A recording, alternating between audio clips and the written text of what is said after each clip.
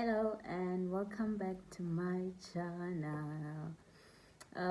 Well, today's topic I'll be talking about how I got to be staying in Hungary.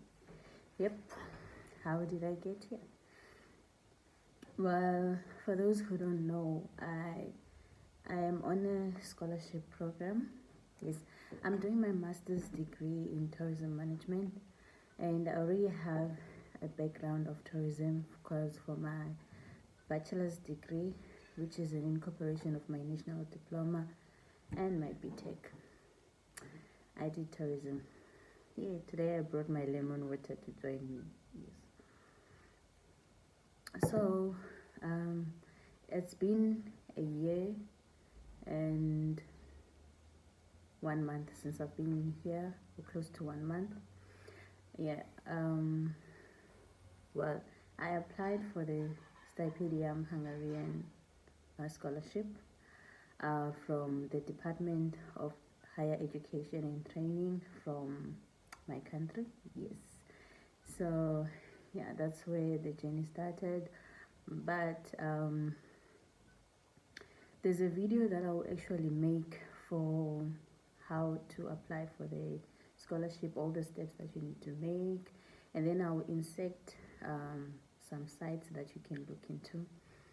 Okay, firstly, I applied for the scholarship in 2020. Yes, 2020.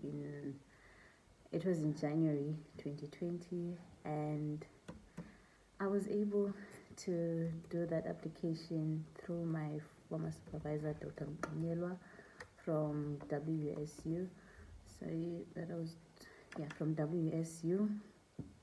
And he texted me actually from his office because I was assisting him with some research like editing, proofreading, and then submit papers.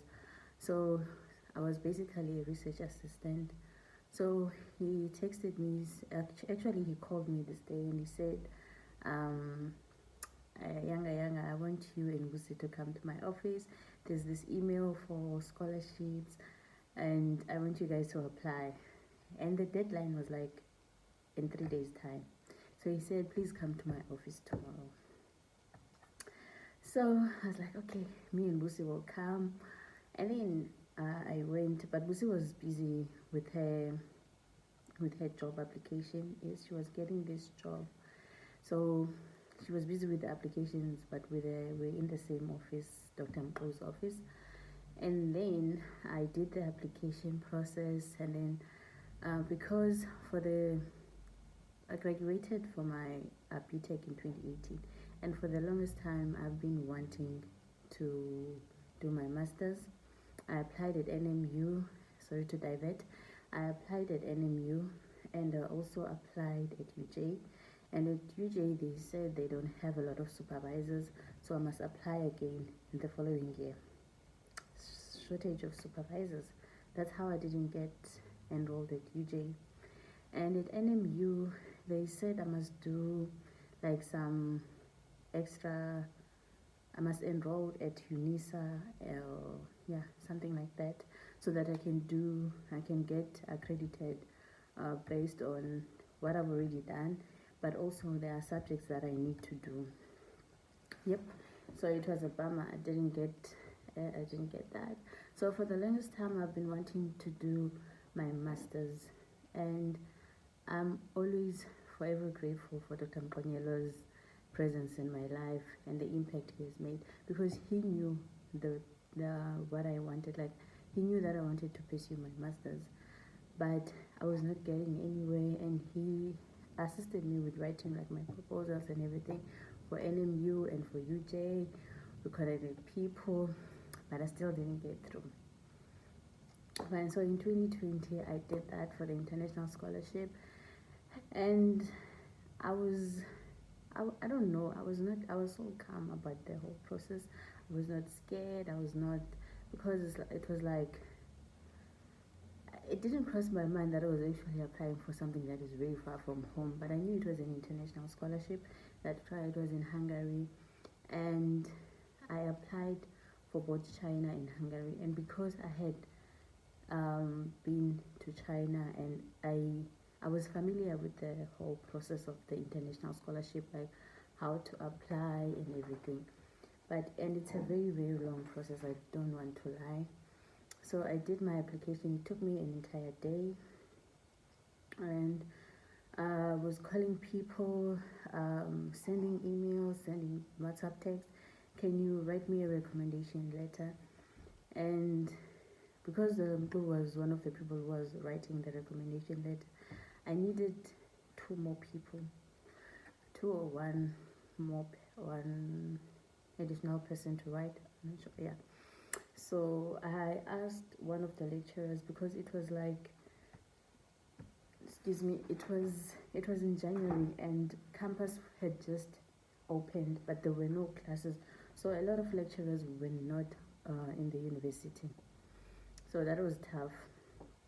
I remember I texted Masonwabe Tigana, and he wrote my letter, and he was like, I'll email it to you in a few days. So I kept nagging him, and I'm also thankful to him for writing my recommendation letter, because yeah, I did nag him, I don't want to lie.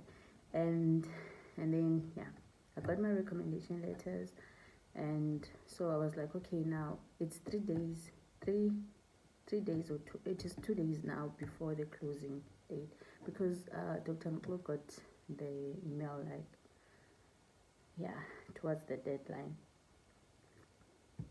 So I finished my application, so I was waiting for those recommendation letters. I went home, and then I came back. Bear in mind, I didn't have a laptop. Yes, my laptop had stopped working. It crashed, and I didn't tell my mother. Yeah, hey guys, this thing of life. Yeah. So I didn't have a laptop, and at home I was using my aunt's laptop, and she would only be home like maybe like Monday evening. So Monday evening I'll be using her laptop, and luckily my uncle, her husband, bought like a home laptop so the kids can use, and yeah, that one also came to my rescue. So in the following morning I went back to Dr. Mko's office. When I went back, guess what? My work was not saved. My application was not saved, guys. I wanted to cry. And Busi had said that she will do the application based on what I did. Like, I need to show her so that she can be quick. My work was not saved, guys. So a full day's work down the drain. And that was the last day I had to submit. Got my recommendation letters, they were signed, emailed, and everything, and I did the whole process again. I didn't give up, guys. I did the process again. It took me an entire day again. I submitted, everything went through. So this was in January. So like February, March. In March, on the 20 something of March, yeah, the president announced closing of the country. Boom, lockdown. So everyone was home. Kept checking my emails, and I think it started in March, April. That is when we were getting communication now from the universities, the scholarship and everything. Like, but I'll look through my emails to see the exact dates. So they were like sending emails, now you write your test, and yeah. So I did the entire process during lockdown, like I was at home. And guess what? I did not tell anyone from home. So I kept receiving, yeah. So guys, don't say I cannot keep a secret or I can kill someone, but yep. Did not tell, no. So I remember when I was having the exams, it was in April, and my phone did not have space, didn't have a laptop. So I was like, okay, And then I used their home laptop. I told my little cousin that I'll be writing an exam from this time up until this time. So I sat on the laptop, got on the exam, I wrote, and I passed the exam. And then I started receiving like things from the university that your first choice, you did, yeah, there was a first choice and second choice. So there was one that they rejected me, and then there was the other one they accepted me. So okay, girls accepted at Budapest Business School for Masters in Tourism. Okay, now I'm accepted at the university. I passed my entry exam. Now I'm waiting for the scholarship. And the scholarship works in two ways. There's the contract from the Hungarian government, and then there's the contract from DHET, like Department of Higher Education and Training in South Africa. So now I was in communication with DHET, and we're getting emails, and I was so anxious, but I was so happy and excited. And then and then for the University of China, I was it was, what was they saying that email? It was provincially accepted, and then the one from Hungary was like, you are accepted. So I was so happy. And then in China, there was a lot of process, and because of the COVID and the travel restrictions, China was very, very tight. So they told us that our classes will begin online, and we won't be traveling to China. And for me, I had already made up my decision that I'll be taking the one in Hungary, because they were the first one to respond that they have accepted me, and yes, they've accepted me, and that, so now I was waiting for the scholarship to come through. And the ones from China, it was just provincially accepted. I was like, okay, bye to you guys. So I'm taking this one, the European one, because they responded. And then I received the scholarship as well. So now everything was like great, stipendium, got e-head. So contracts were being exchanged and emails, like they were so nice. And that's when the reality came in, when I got the scholarship. Like everything was signed in terms of the Hungarian government. I'm accepted at school, and I have the scholarship. So what's next? It was traveling, and DHET was assisting us with the traveling in terms of getting our visa. And guys, the visa process, because I already had the passport, so I just needed to go to Pretoria to do the visa. So DHET assisted with that, and then they sent us their contract about what is it that DHET will be doing in terms of support, like the allowance, the flight, and everything. And then there was also the contract from also what the Hungarian scholarship covers, which was accommodation and food allowance. Okay, so as the recipient, I was reading all that contract, and then I had to make a decision about the dormitory. Yes, I had to choose my dormitory while I was at home. So I had to have 3 options, and that's one of the trickiest part that I advise people on, like choosing an accommodation whilst you are still in your host country.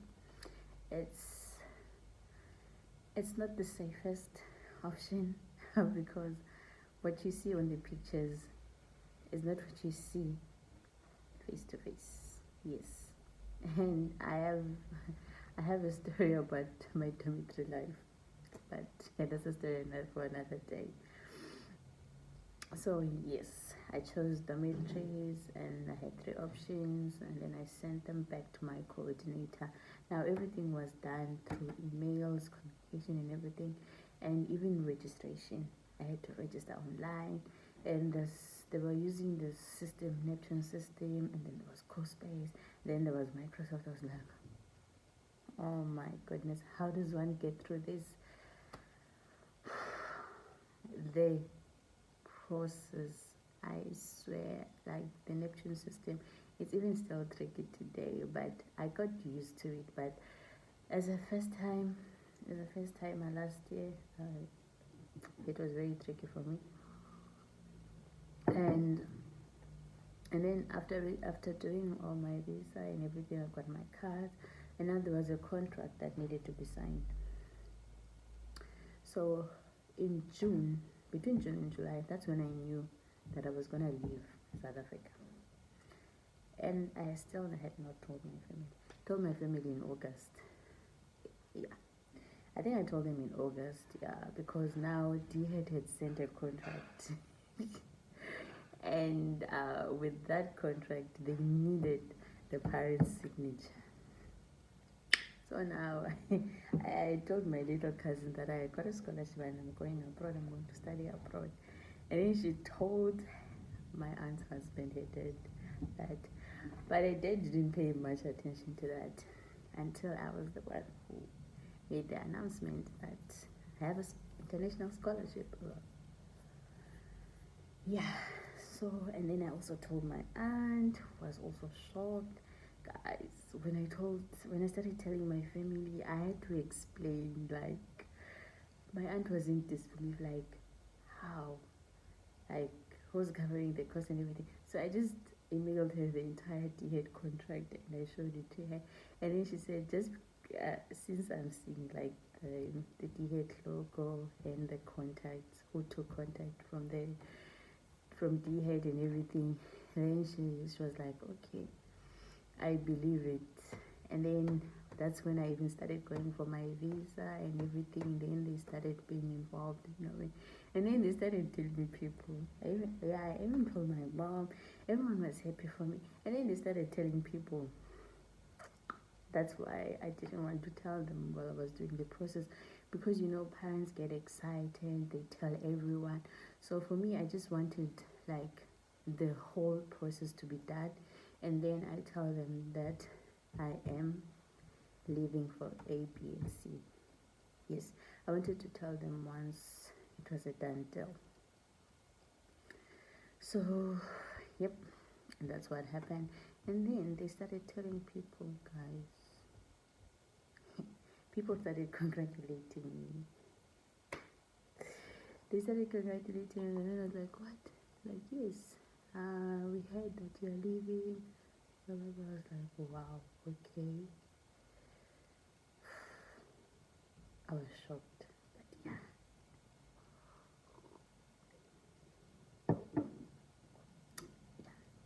Parents started telling people.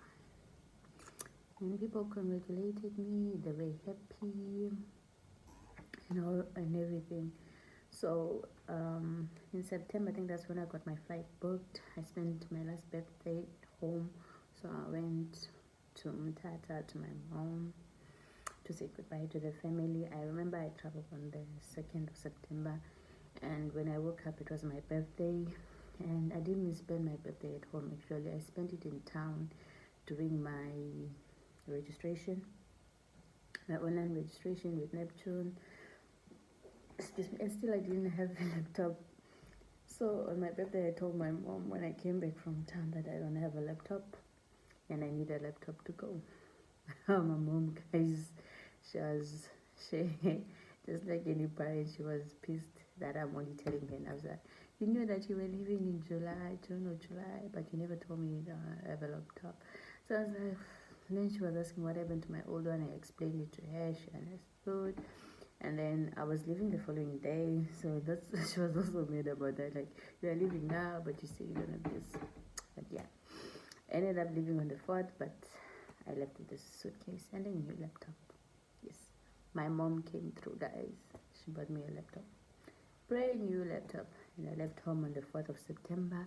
Went back to East London, and when I went back to East London, I stayed. I think I stayed for 2 weeks. And because my flight was booked for the 20th pardon me for the dates, but yeah, I think it was booked for the 26th of September. Yeah. So my flight was booked around that time, so I left home. But when we got to East London Airport,